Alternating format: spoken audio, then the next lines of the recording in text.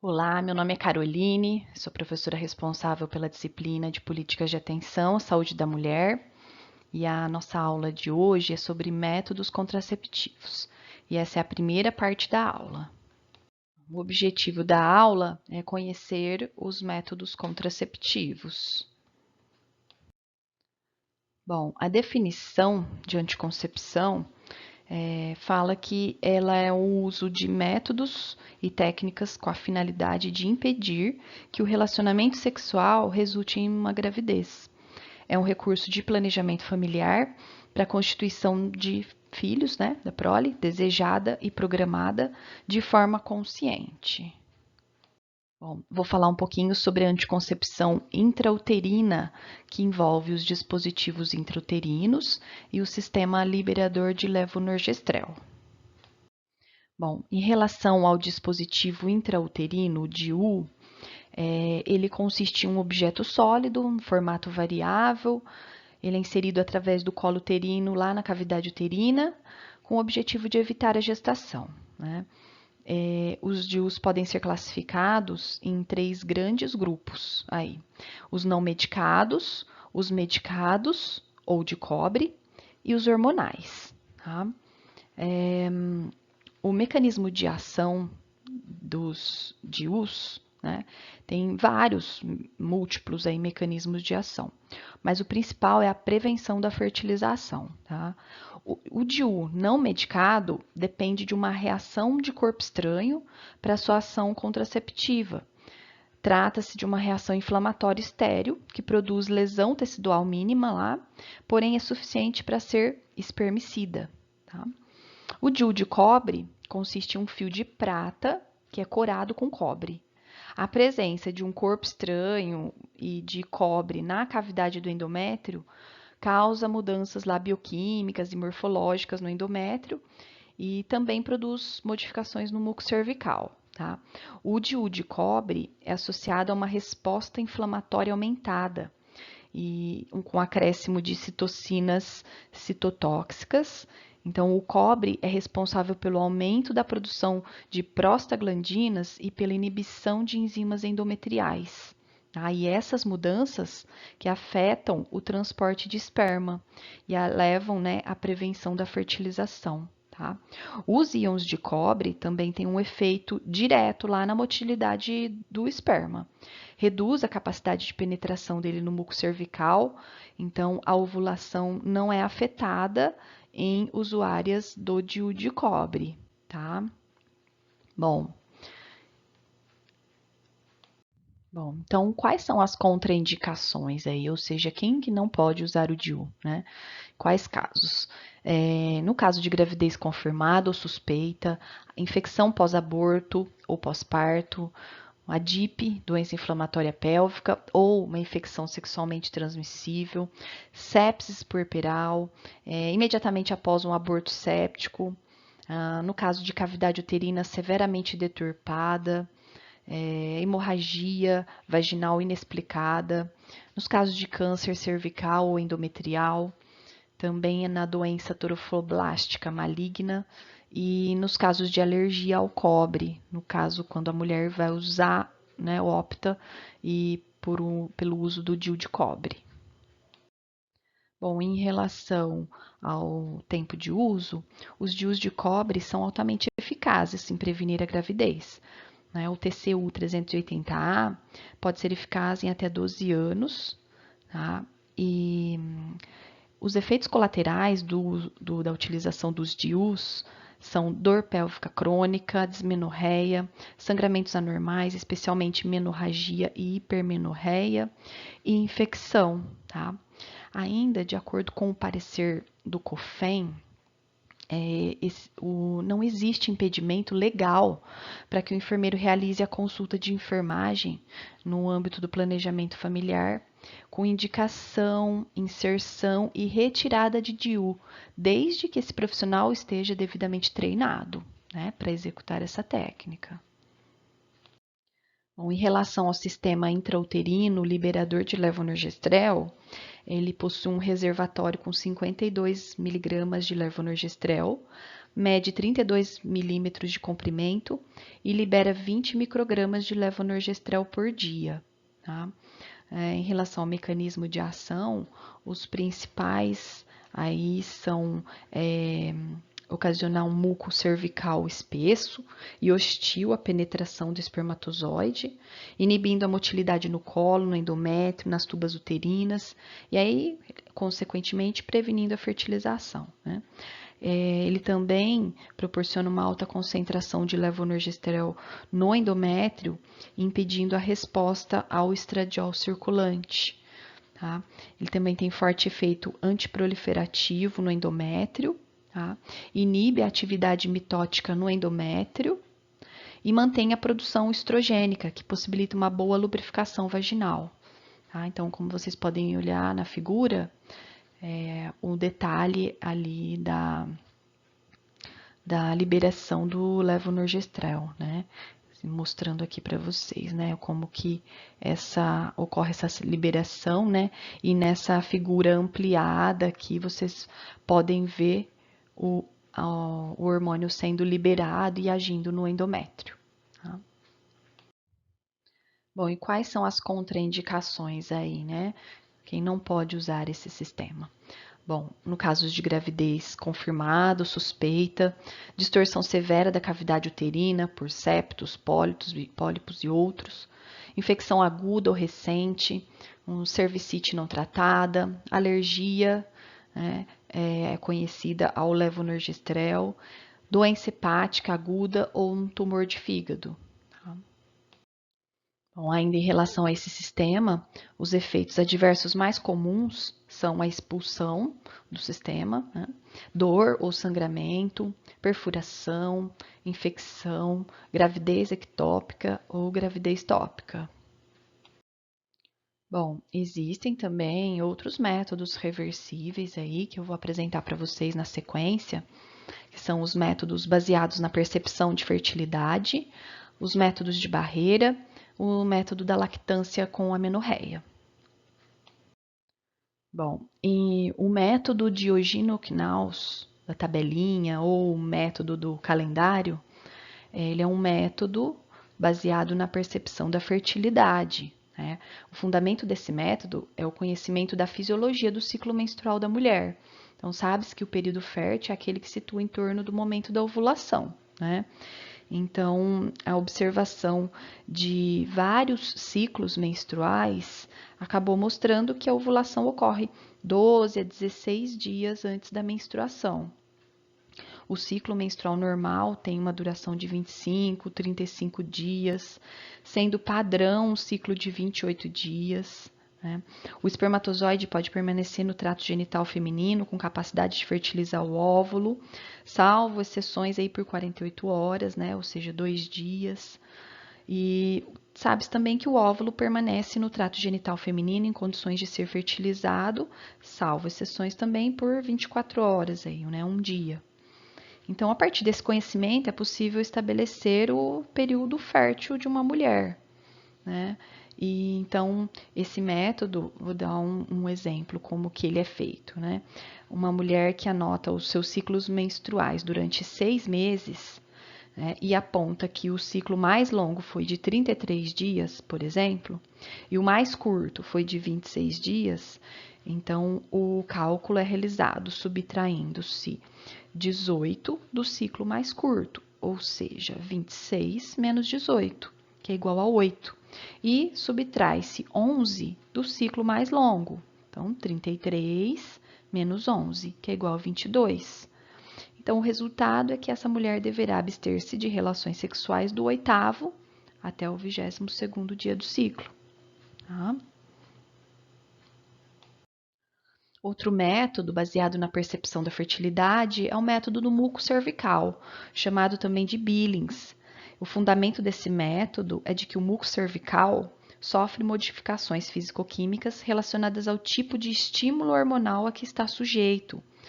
Quanto maior a estimulação de estrógeno, mais o muco se torna abundante, aquoso, transparente, né? A mulher fica naquela fase que é ela chamada de fase molhada, né? E após a ovulação, a progesterona faz com que o muco se modifique, né? Ele se torna mais escasso, mais espesso, opaco, grumoso, né? E é a chamada fase seca da mulher, tá? Para detectar o período fértil, então, ela precisa observar e reconhecer o tipo de secreção presente no colo do útero, tá? E se a mulher se restringir a manter relações sexuais apenas na fase seca, ela, via de regra, vai evitar a gravidez, tá? Como vocês podem ver nessa figura, a demonstração do muco cervical. Bom, outro método baseado na percepção da fertilidade é o método da curva da temperatura basal, tá? Ele é baseado na alteração térmica corpórea ocorrida com a ovulação por aumento da progesterona, tá? A temperatura basal é aquela medida após no mínimo 6 horas de sono, ok? A mulher mede sua temperatura corporal, então de preferência oral, vaginal ou anal, na mesma hora em todas as manhãs antes de sair da cama e antes de comer alguma coisa. Ela registra sua temperatura num gráfico aí especial e observa que a temperatura se eleva ligeiramente de 0,2 a meio grau Celsius, logo após a ovulação. E aí, então, o casal deve evitar o sexo vaginal, evitar usar preservativos ou um diafragma do primeiro dia da menstruação até 3 dias após a temperatura da mulher ter se elevado acima de sua temperatura regular, tá? Como vocês podem observar na figura. E existem críticas para esse método de que exige muita disciplina, depende da medida correta da temperatura basal, né? Um processo gripal, mesmo que de leve, pode alterar a temperatura.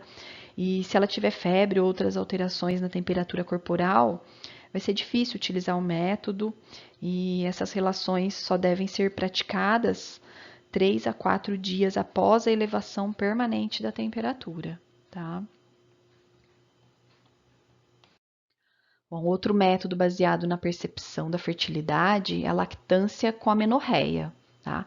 Esse método fundamenta-se na hiperprolactinemia existente em resposta a um estímulo da sucção durante a amamentação e, consequentemente, os níveis de FSH, que é o hormônio folículo estimulante, e o de LH, que é o hormônio luteinizante, acabam sendo insuficientes para estimular o desenvolvimento dos folículos ovarianos, né?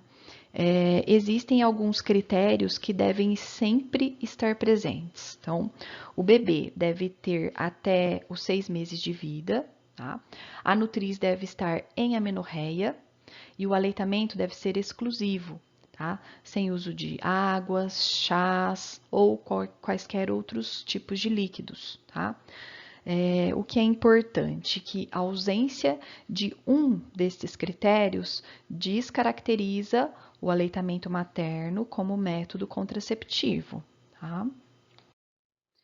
Bom, também tem o método em que as relações ocorrem sem que haja ejaculação na vagina, né, o famoso coito interrompido, também é baseado na percepção da fertilidade, tá? Ele consiste na utilização de práticas sexuais diversas do coito vaginal para que a ejaculação não seja intravaginal, tá? O homem, ao pressentir a iminência da ejaculação, retira o pênis da vagina e ejacula fora, né?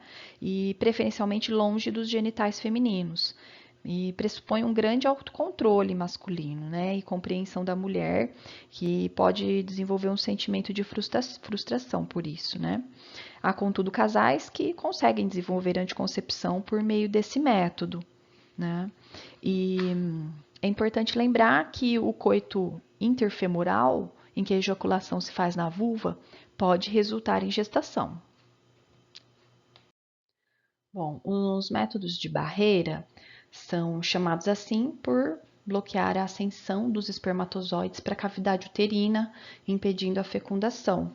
Então, existe o condom, que é o chamado preservativo masculino, camisinha ou camisa de Vênus, né, que é considerado, junto com o condom feminino, né, camisinha feminina, como a única forma eficaz de se prevenir contra as infecções sexualmente transmissíveis, tá?